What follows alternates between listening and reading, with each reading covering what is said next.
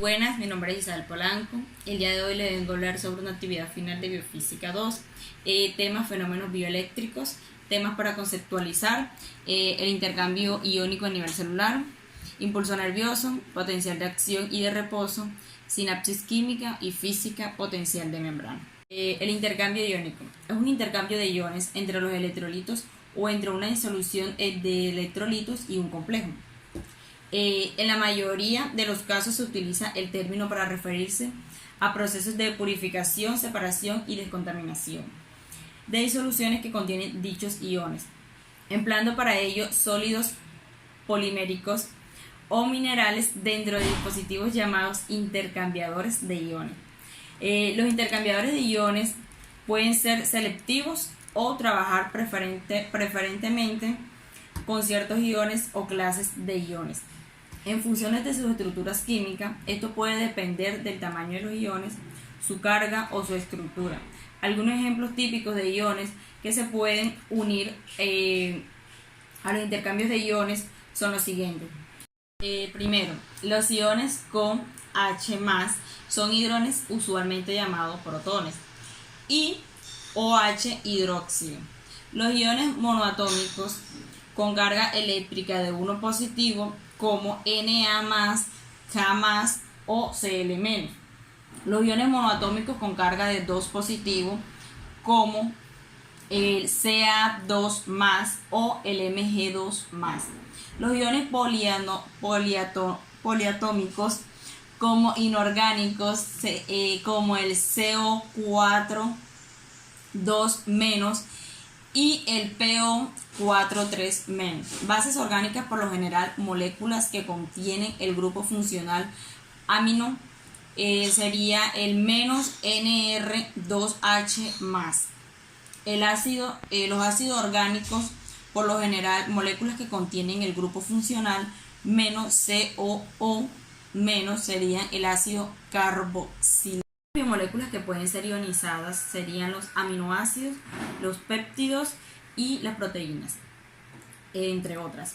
Los intercambios iónicos es un proceso reversible y el intercambiador de iones se puede generar o cargarlo de nuevo con los iones deseables mediante el lavado con un exceso de estos iones. El intercambiador iónico se utiliza ampliamente en las industrias de alimentos y bebidas, hidrometalurgia, acabado de metales, química y petroquímicas, farmacéutica, azúcar y edulcorantes, agua subterránea y potable, nuclear, ablandamiento industrial del agua, semiconductores, energía y otras muchas industrias. Un ejemplo típico de ampliación de la preparación de agua de alta pureza. Para las industrias enérgica, electrónica y nuclear, los intercambiadores de iónicos poliméricos o minerales son ampliamente utilizados para el ablandamiento del agua, purificación del agua y descomposición, entre otros. Los canales iónicos son un tipo de proteínas transmembrana que permiten el proceso de iones específicos a través de la membrana celular. Sus estructuras semejan un poro o canal relleno de agua,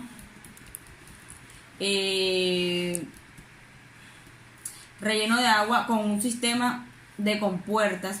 Su función permite la generación de proteínas de acción en células excitables, la manutención de las homeostasis interna de las células, el suministro de ingredientes o condiciones necesarias para funciones biológicas, tales como la sinapsis de hormonas, la producción. Bueno, a continuación mostraremos una imagen que nos habla mejor sobre el intercambio iónico a nivel celular. Como podemos ver, la parte verde clara que tenemos aquí es la membrana celular, la parte externa y la parte interna. Sobre ella tenemos esto que se llama factores necesarios para que suceda la despolarización y la repolarización de la membrana durante el potencial de acción. Como podemos ver, este de aquí tiene una entrada que está abierta y la otra está cerrada, que esta nos va a permitir pasar de aquí para allá potasio, y esta que tenemos acá nos va a permitir pasar sodio para acá. Como podemos ver, lo que busca esta es estabilizar la carga positiva y la carga negativa. El impulso nervioso. El impulso nervioso es un impulso eléctrico, y para que el impulso eléctrico se transmita, los iones positivos de sodio que en estado de descanso están presentes fuera de la neurona deben traspasar la membrana celular. En estado de reposo, el interior de la neurona tiene carga eléctrica negativa, que es denominada membrana repolarizadora. Cuando los iones positivos de sodio ingresan a la neurona, cambian la carga interna negativa a positiva, que es denominada membrana despolarizadora. En la medida que el impulso avanza por la membrana, su interior recobra la carga negativa. De esta forma, el impulso va pasando a través de los axones de la neurona, y mediante la acción de los neurotransmisores desde una neurona a otra, los mensajes no llegan por continuidad, sino que lo hacen por impulsos de la contiguidad. Dado que las neuronas no están íntimamente conectadas, utilizan un sistema de contactos especializados que recibe el nombre de sinapsis, inducida a la corriente de información. Son los neurotransmisores, moléculas biológicas que tienen distintas funciones, los que sirven de mediadores para la transmisión de impulso de nervios entre neuronas y provocar respuestas en la neurona a la que va destinado el mensaje. La comunicación entre células nerviosas es muy precisa, aunque en algunos casos el proceso potencial de membrana es la diferencia de potencias a ambos lados de una membrana que separa dos soluciones de diferentes concentraciones de iones, que es la membrana celular, que separa el interior y el exterior de una célula. Cuando se habla de potencias de membrana, se debería hablar de potencial de difusión o potencial de unión líquida. Un potencial de acción es una onda de descarga eléctrica que viaja a lo largo de la membrana celular, modificando su distribución de carga eléctrica. Los potenciales de acción se utilizan en el cuerpo para llevar información entre unos tejidos y otros, lo que hace que sea una característica microscópica esencial para la vida. Pueden generarse por diversos tipos de células corporales, pero la más activa en su uso son las células del sistema nervioso para enviar mensajes entre células nerviosas, es decir, la sinapsis, o desde las células nerviosas a otros tejidos corporales como el músculo o las glándulas. Los potenciales de acción son el camino fundamental de transmisión de códigos neurales. Sus propiedades pueden frenar el tamaño de cuerpos en desarrollos y permitir el control y coordinación centralizados en órganos y tejidos. El potencial de reposo de la membrana celular, también llamado PRMC, es la diferencia de potencial que existe entre el interior y el exterior de una célula. Se debe a que la membrana celular se comporta como una barrera semipermeable selectiva, es decir, permite el tránsito a través de ella de determinadas moléculas e impide el de otras. Este paso de sustancia es libre, no supone aporte enérgico adicional para que pueda llevar a cabo. En las células eléctricamente excitables, es decir, neuronas, el potencial de reposo es aquel que se registra por la distribución asimétrica de los iones, principalmente sodio y potasio. Cuando la célula está en reposo fisiológico, es decir, no está excitada, este potencial es generalmente negativo y puede acumularse conociendo la concentración de distintos iones dentro y fuera de la célula. Sinapsis es una aproximación funcional intracelular especializada entre neuronas, ya sea entre dos neuronas de asociación, una neurona y una célula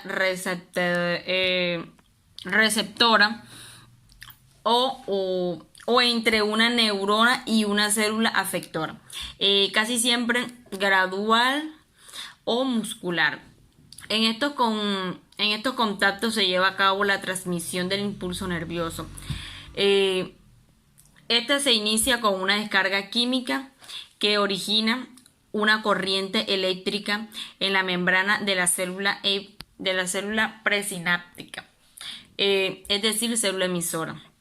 Una vez que este impulso nervioso alcanza el extremo del axón, la conexión con la otra célula, la propia neurona segrega un tipo de compuesto químico, neurotransmisores, que se depositan en la hendidura o espacio sináptico, es decir, espacio intermedio entre esta neurona transmisora y la neurona postizáptica o receptora.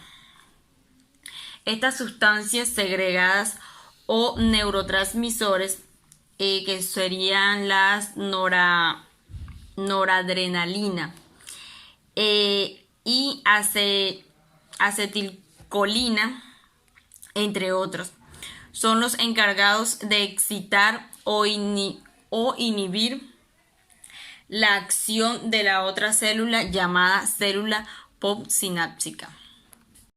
Química. Son cruces biológicos a través de los cuales las señales neuronales pueden intercambiarse entre sí con las células no neuronales, tales como los músculos o glándulas. Las sinapsis químicas permiten que las neuronas puedan formar circuitos dentro del sistema nervioso central. Son cruciales para los cálculos biológicos que subrayan en la percepción y pensamiento. Permiten que el sistema nervioso pueda conectarse, controlar otros sistemas del cuerpo. En una sinapsis química, una neurona libera moléculas neurotransmisoras en un cuerpo, en un pequeño espacio. La hendidura sináptica, que está adyacente a una neurona, los neurotransmisores son mantenidos en pequeños sacos llamados vesículas y son liberadas en la hendidura sináptica de exocitos. Luego estas moléculas se unen a los receptores de la célula postsináptica. Del lado de la hendidura sináptica, por último, los últimos neurotransmisores